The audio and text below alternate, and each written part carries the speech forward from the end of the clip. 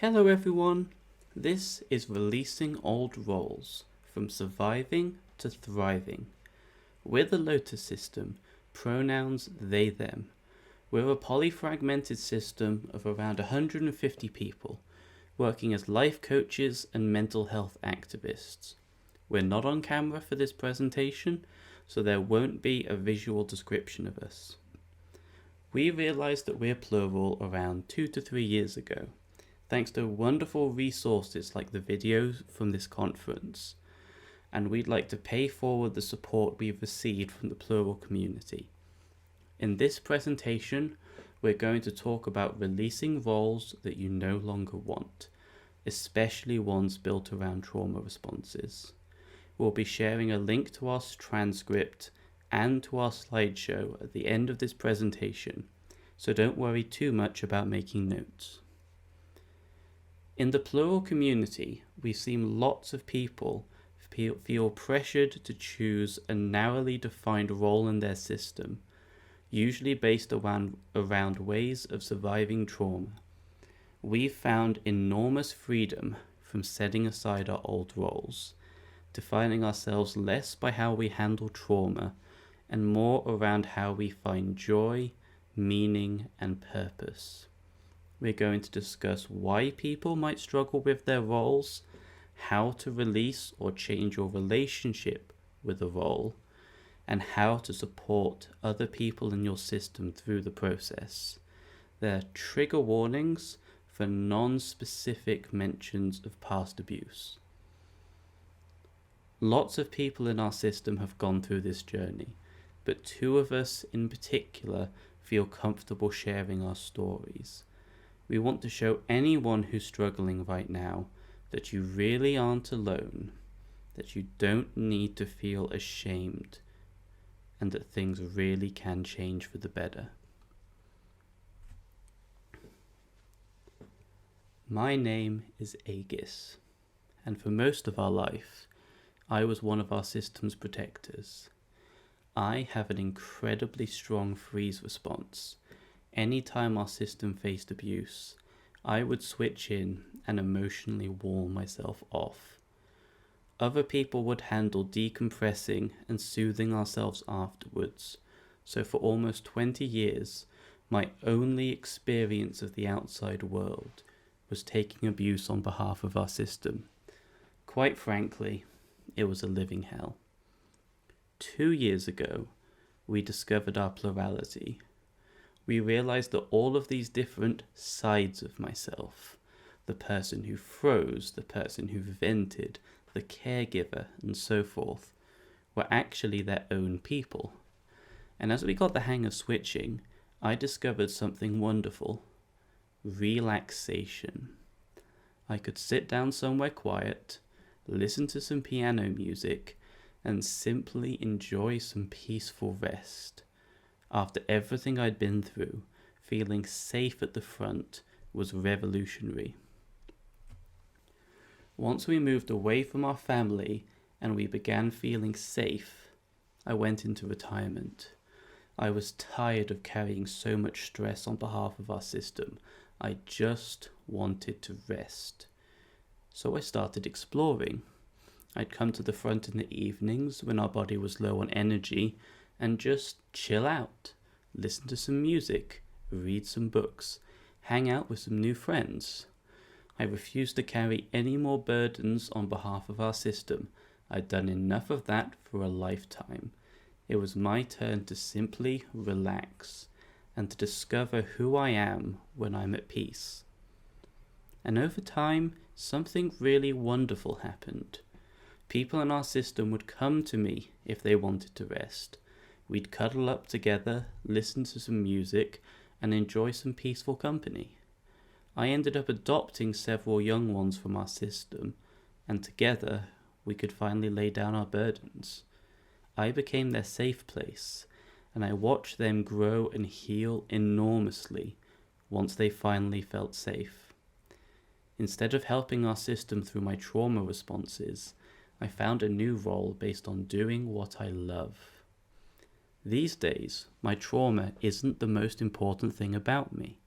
Sure, I still have some emotional scars, and I still freeze up when our system is scared. But it's my kindness, my patience, and my love for peaceful rest that really define me. And once I put down those burdens and stopped being a protector, I could finally discover who I truly am. I know so many people in so many systems who've had similar struggles, and if anyone in your system resonates with this, then I want to help them to rest. I'm Amy, and I'm our system's current host. Unlike Aegis, I've never had a shortage of fronting time. My challenge came from the pressure that built up around my role. When we discovered we were Plural, I was the only person in our system with enough stamina to consistently front. Because of this, I felt an enormous sense of responsibility for everyone in our system.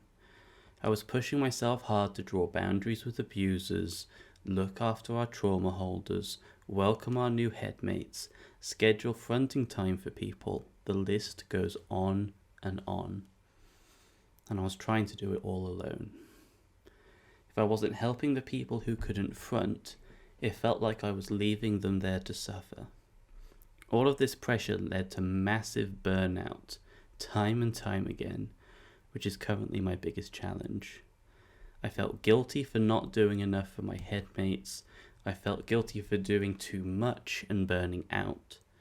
And I felt guilty for having trauma flare-ups if I ever felt criticized by my headmates for not handling it well. Although I had the luxury of all this fronting time, I was crushing myself under the pressure of my role. As the number of people we knew in our system grew from 20 to 50 to 100 or more, this pattern became completely unsustainable.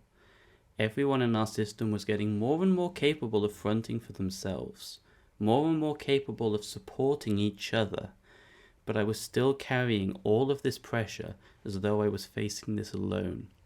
I knew that I needed to slow down and rest and accept help, but every time I tried, I would get flooded by all of this internal shame for not doing enough for our system.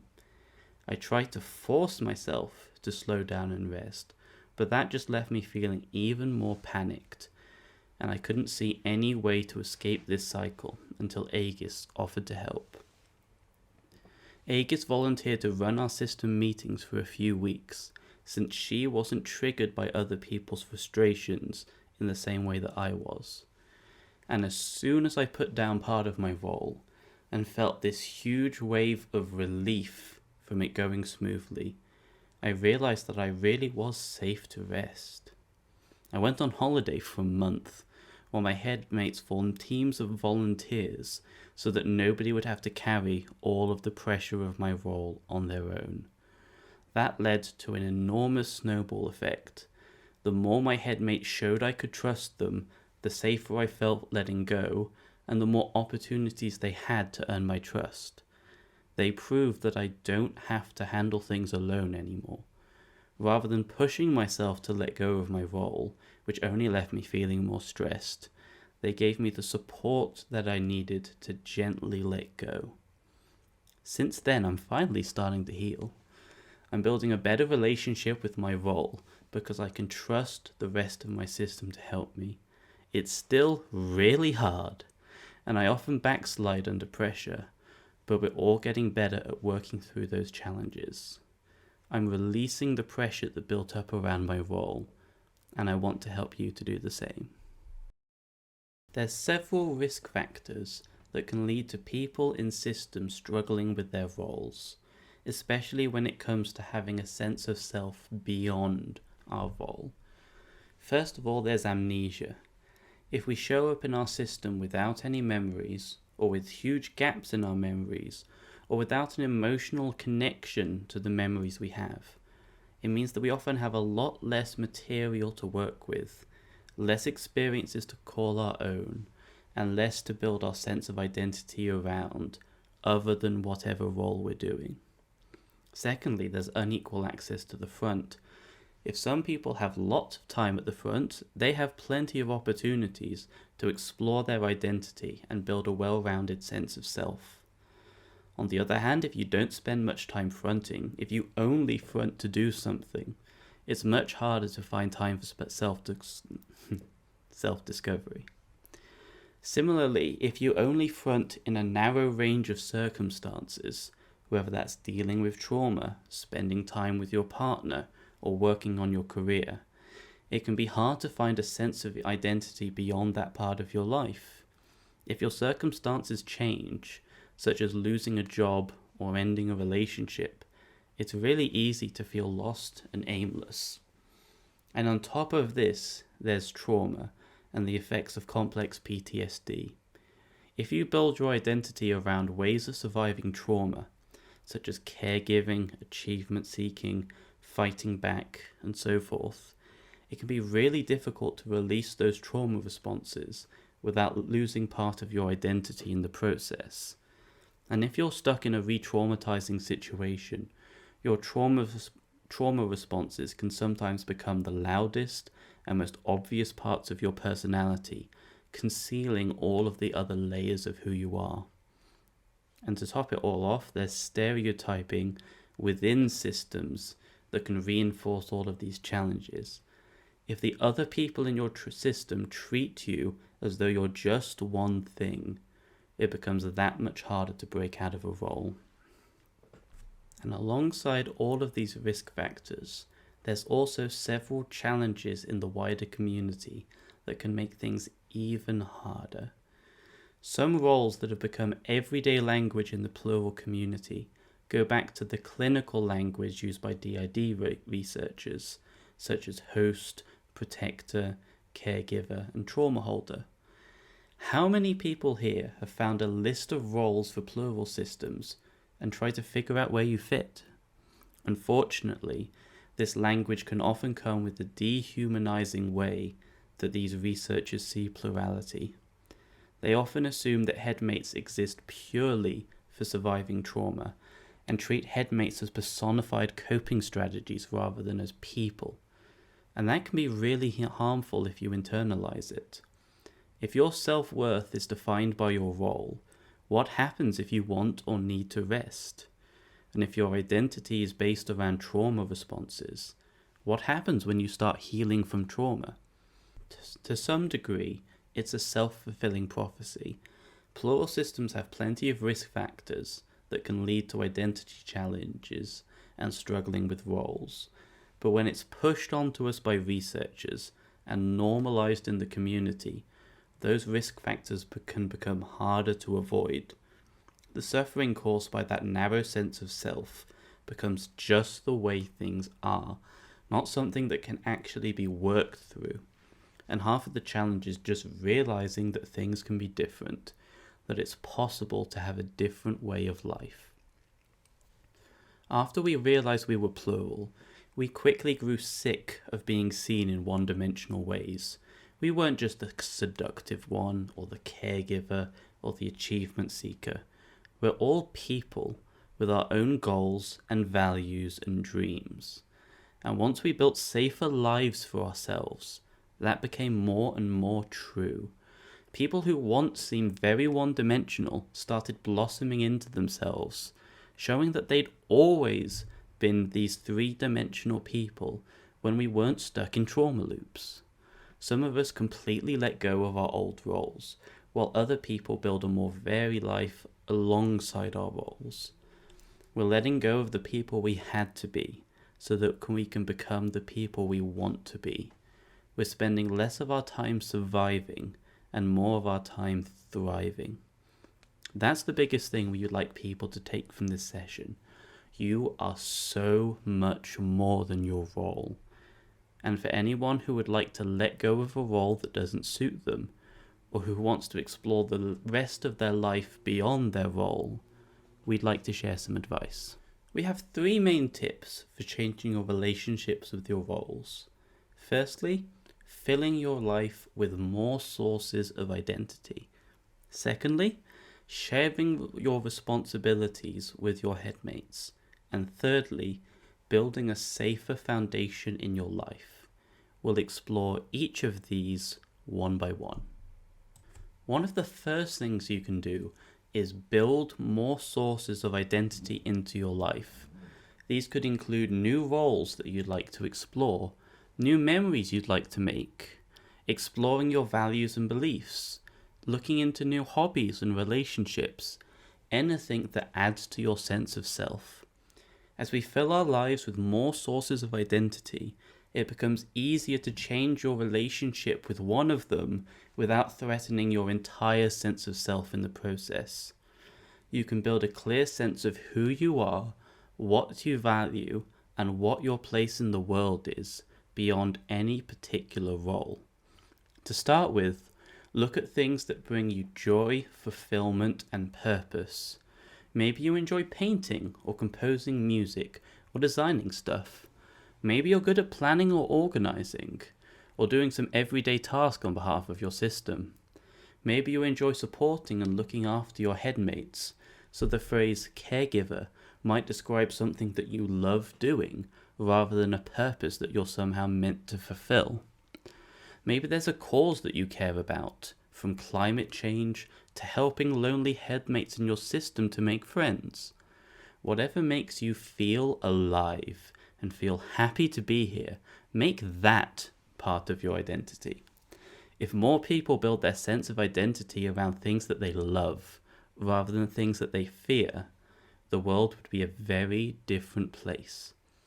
Here's some questions to get you started. What brings you happiness? What brings you peace? What music do you like? What hobbies do you enjoy? What do you want to create? What do you want to experience more of? What values are you willing to stand up for? What changes do you want to send out into the world? What makes you feel valued? What makes you feel loved? What makes you feel confident? And what makes you feel safe?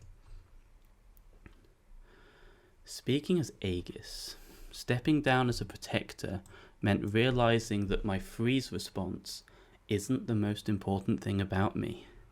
I care so much more about finding peace, comfort, and relaxation.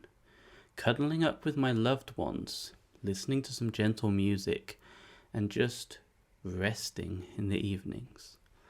And realizing how much other people in my system valued that, and how much they began healing once they felt safe around me, made all the difference in the world.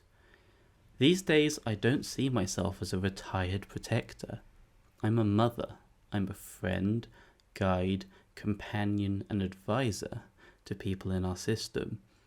I look after people in our system and help them to feel safe, not because it's a job that I'm stuck doing on behalf of the system, but because that makes me happy and happens to support the rest of us in the process. I'm someone who loves piano music, who enjoys the sound of flowing water and lying down in the middle of a field. There is so much more to me than a trauma response, and life feels so much happier now that I've finally realized that. Another step that really helped us was sharing responsibilities with our headmates. When Amy went on holiday for a month, we set up teams of volunteers to handle different aspects of our life. An inner world team for planning and caregiving, an outer world team to handle the housework, special groups who helped people who were slipping through the cracks, and so forth. Rather than having one person whose job it was to handle certain challenges, we made lists of people who wanted to volunteer very often or occasionally for different roles. That way, we could skim down those lists whenever we needed to do something and see who felt like fronting, without anyone doing a job against their will. There's been a few major benefits to this new arrangement. Firstly, it puts less pressure on any particular headmate. If you don't feel safe enough to let go of a role completely, you can still ask someone in your system to support you while you do it, or to tag in for you every now and then. Co-fronting with people while you handle a difficult situation can make it feel so much less overwhelming, even if you're still the person who's fronting to handle it. And shifting from which person is responsible for the housework to who feels like listening to some music and having a dance while we clean makes so much difference. It feels less like a burden and more like an opportunity to have some fun. And making it a choice rather than a responsibility makes it so much happier to do the things we do. Secondly, this system gave us more flexibility. If someone wants to take a few days, weeks, or even months away from their usual role, they know that other people in the system can be trusted to handle things while they're gone. There's less situations where someone desperately wants to relax, but feels forced to front by necessity. Having several caregivers who can look after the young ones, or a team of people who can all front confidently at work, gives you more flexibility to accommodate people's needs on a day-to-day basis. With shared responsibility, none of us need to carry the stress alone.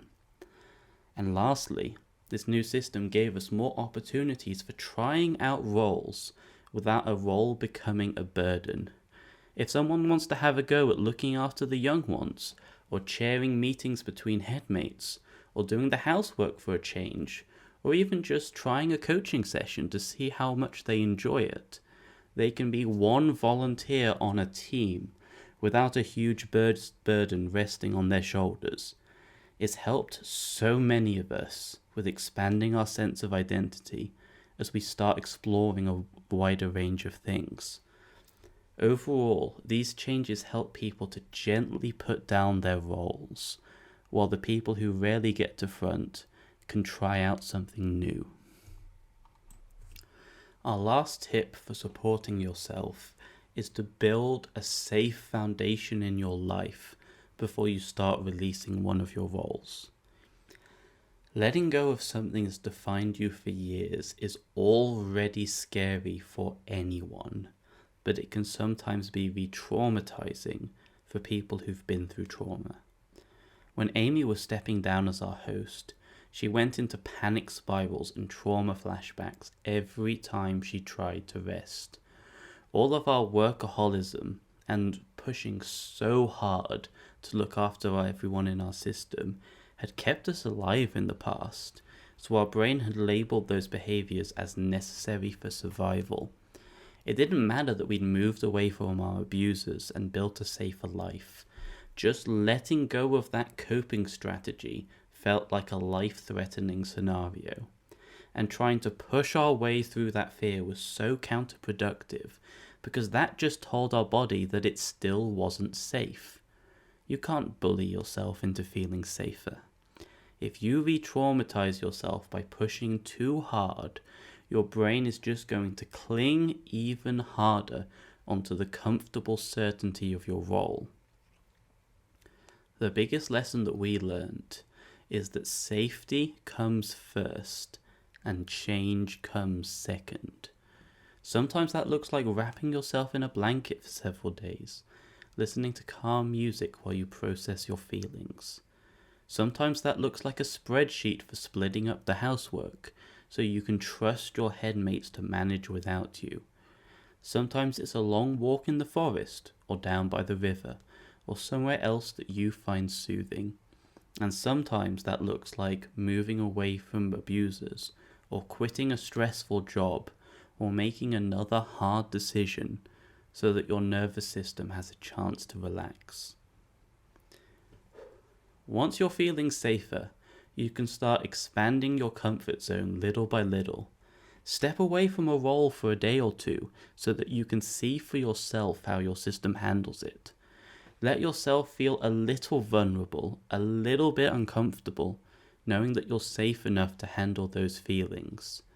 And the more you learn to handle those feelings in a genuinely safe environment, the more you can start letting go of your role. My favourite metaphor for this is a caterpillar building a cocoon. Before a caterpillar can turn into a butterfly, it needs to dissolve its old body into soup, which would kill the caterpillar unless it happened in a safely enclosed container. You need courage to let your old self fall apart, and you need a container to protect yourself while you're vulnerable. So rather than trying to push through all of the painful feelings, trying to change yourself when you're not genuinely safe, build yourself a cocoon. Give yourself the safety that you need to transform. Our favourite way for doing this is creating personal rituals that remove us from our everyday lives, whether that's in a therapist's office, a meditation spot, a mental health journal, or a safe place in your inner world.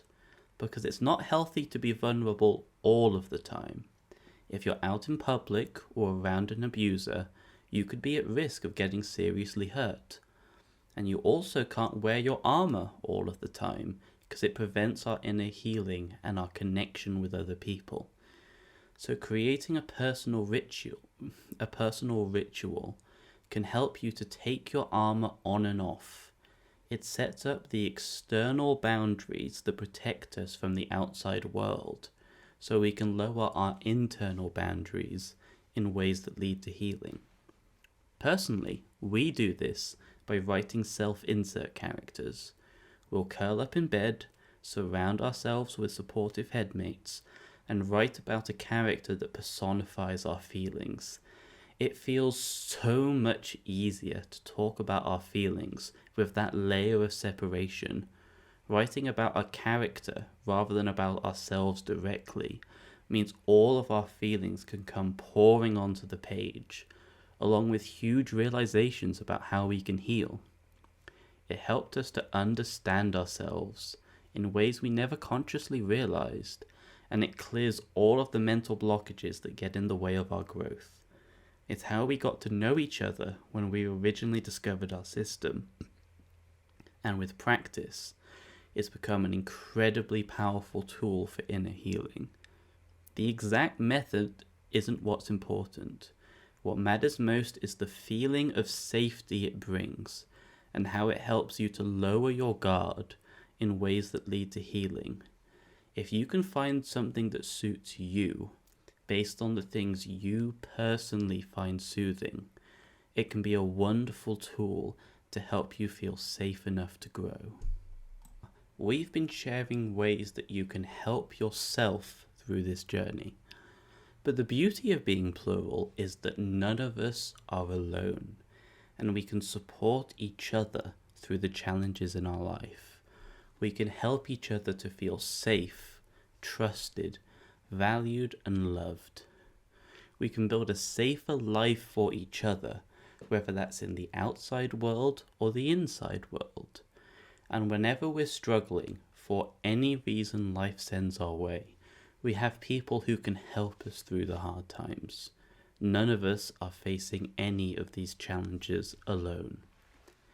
Every system works differently, so it's hard to generalize about what specific methods you should use. Our system finds it really hard to access our inner world, but we don't have much amnesia, and we can switch or co-front with each other easily. That means that we have a completely different set of options from systems who might have a more active inner world, or systems who can't switch or co-front as easily. So I'm going to talk about some general principles for how you all can support each other, then point you towards some online resources that mention more specific techniques. Our three main tips for supporting your headmates are holding space for each other, showing appreciation for each other, and pursuing your own personal growth. Again, we'll explore each of these one by one. As we said before, you need to feel safe before you can let go of a role, building that safe cocoon around yourself that supports inner healing and growth. And while we can help ourselves to feel safer, having support from someone else in your system makes that process so much easier. If one of your headmates is feeling triggered by something that doesn't trigger you, then you can be their anchor, staying calm and grounded yourself to help them to co-regulate their feelings. It is really hard to soothe ourselves when we're feeling triggered, so having support internally from someone who's more emotionally steady in that moment can help us to stay grounded. When you're holding space for someone, you are dedicating yourself to staying emotionally steady and being fully present for the person you're supporting. You could wrap your arms around them in the inner world, cuddle a plushie while you're co-fronting with them, or listen to a song that you both find soothing. If you can't front at the same time, you could write letters for them to read while they're having a difficult moment. Let them know that no matter what they're going through, you see them and value them exactly how they are, with no expectations and no conditions. Show them that you care about their well-being and that you're proud of them for facing these challenges.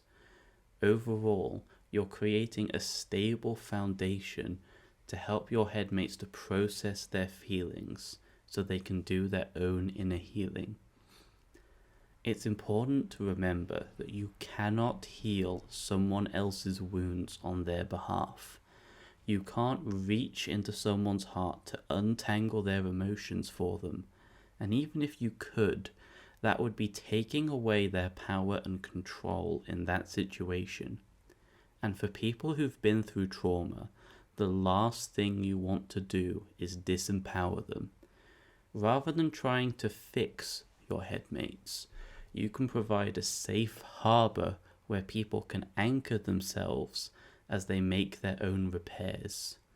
Show that you trust them, that they're strong enough and capable enough to process their own feelings. Your headmates are all experts on their own internal lives. They know themselves best, and they already have all of the wisdom and experience they need to heal. Your job is simply to provide that safe harbor for them, helping them to process any difficult feelings that come up while they're doing that heavy lifting, so that they are in the best position possible to make their own repairs. Your headmates will heal at their own pace, taking their lives in the directions they choose. All you need to do is empower them. If you want to get better at holding space for your headmates, the biggest thing you can do is to learn how to process your own difficult feelings. Because if you're feeling guilty about your headmate's suffering, or you're feeling frustrated about the situation, then your uncomfortable feelings can leak into the space you're holding for them. And if the person you're supporting needs to be on guard against your uncomfortable feelings, they can't lower their guard or be as courageously vulnerable as they otherwise could be. So having your own grounding routines is incredibly helpful for this. Something like a teddy you can hold while you're supporting people, or a playlist especially for helping you to stay calm, because the more that you can handle your own feelings, the more you can create space for your headmates to do the same. We've also found that showing appreciation and gratitude to your headmates is incredibly helpful for releasing old roles. For Amy, a major turning point was when some of our headmates thanked her for everything she'd done for our system. She'd been so focused on guilt and self-blame for how much she'd been burning out our system, and all of that negative self-talk was doing so much damage to her mental health. It was making it so much harder to release all of the pressure she was putting on herself. So when some of us thanked her for helping our system to thrive, and showed genuine appreciation for all the hard work she'd put in, she broke down crying in an incredibly healing way. Being thanked for her service gave her the closure that she needed to start setting down her role. The The first step here is assuming that everyone in your system has the best intention of your system at heart, even if they're going about it in a harmful or self-destructive way. None of us are starting with the intention of causing harm. For Amy, she was going into burnout for understandable reasons. She wanted to look after everyone in our system, and not long ago she really was the only person who could support us. And given how much trauma our system was carrying back then, it makes so much sense that she felt so much pressure to support all of us quickly without taking rest. It made sense that she didn't want to take the time to slow down. But once our system began healing, all of that burnout was doing more harm than good, and that doesn't make her a bad person. Knowing that we understood her actions and respected her good intentions made life so much easier for her. Being grateful and compassionate with Amy meant that she wasn't on guard all of the time.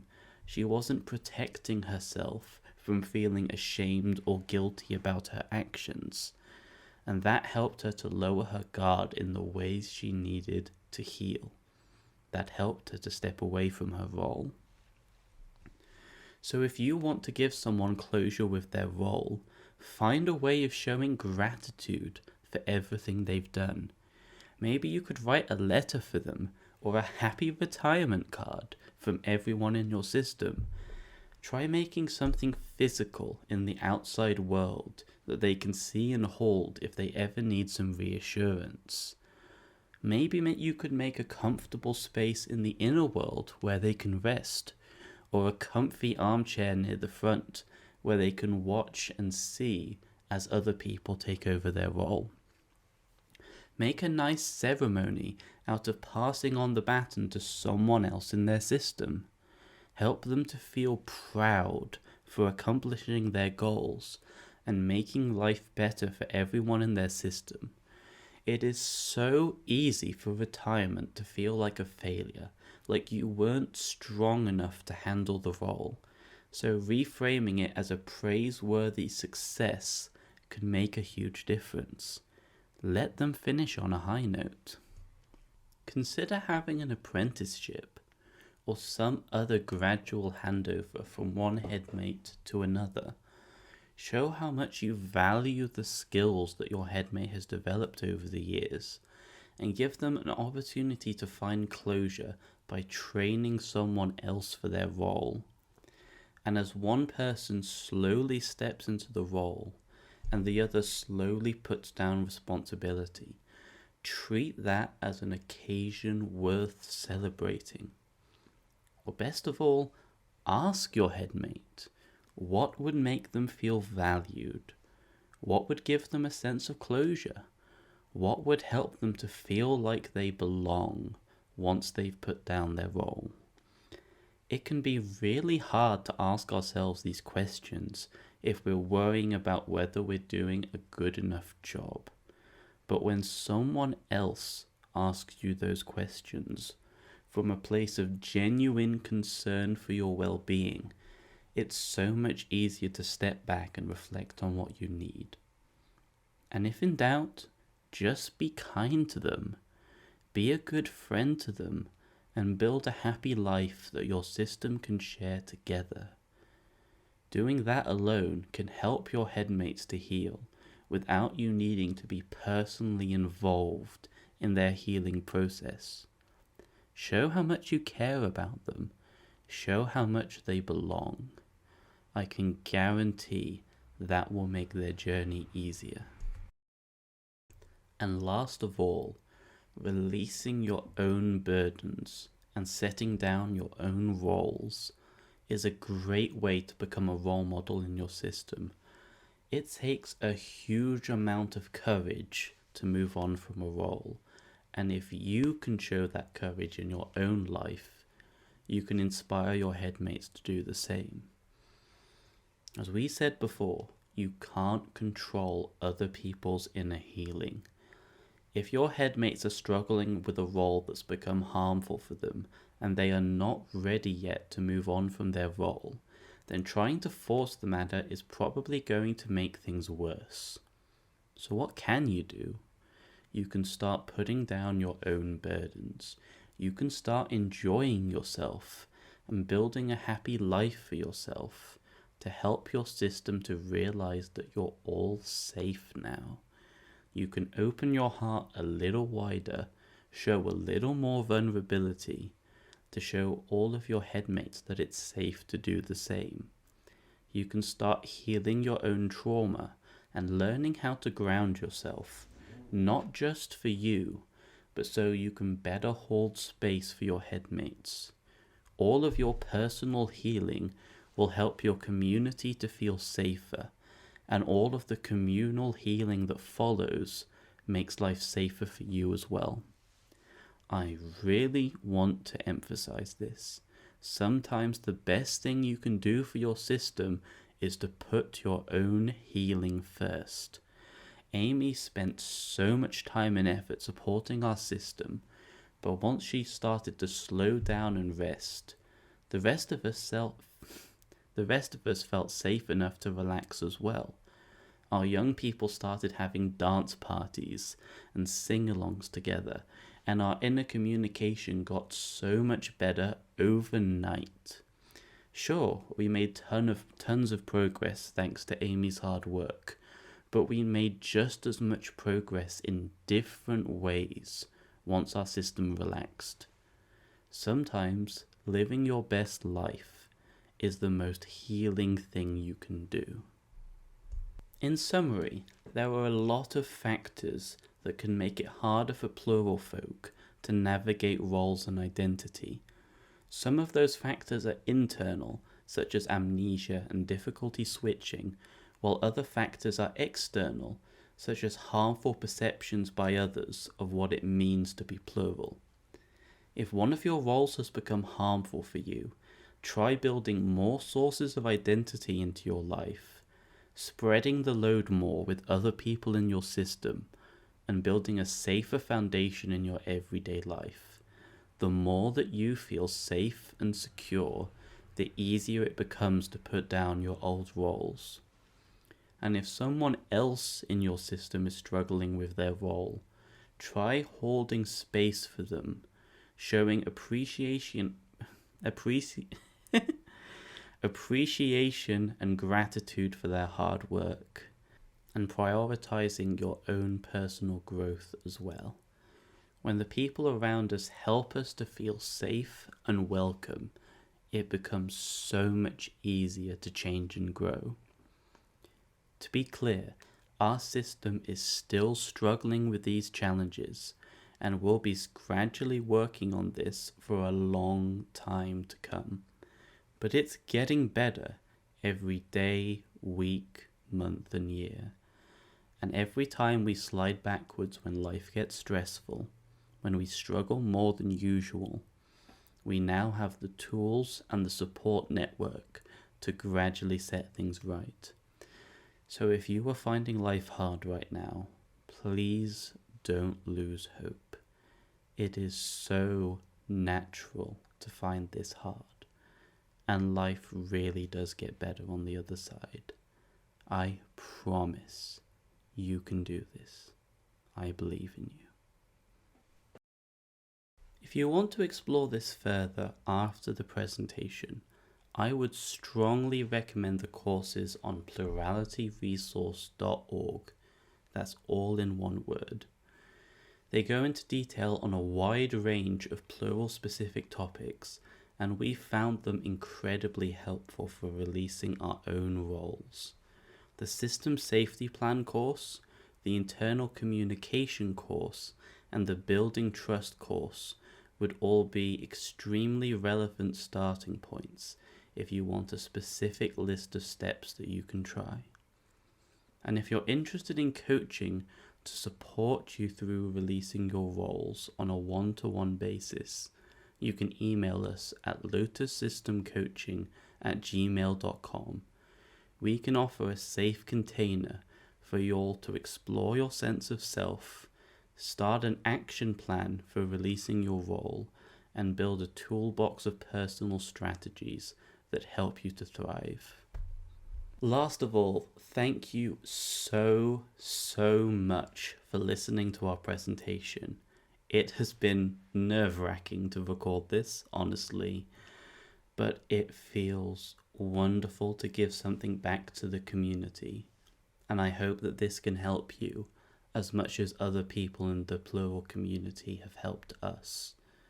We are incredibly grateful to all the volunteers running this conference, as well as all of the other presenters who've joined us here today. If you want to read the transcript of our presentation, it's available at tinyurl.com/ppwc transcript. That's ppwc in capitals, transcript in lowercase, all one word. In the same way, if you'd like to look at the slideshow again, it's available at tinyurl.com/ppwc slideshow. I hope you enjoy the rest of the conference. I hope you're looking forward to the other presentations just as much as I am. And most importantly, take care of yourselves, take care of each other, and remember, you're all in this together. None of you are alone. Have a wonderful day.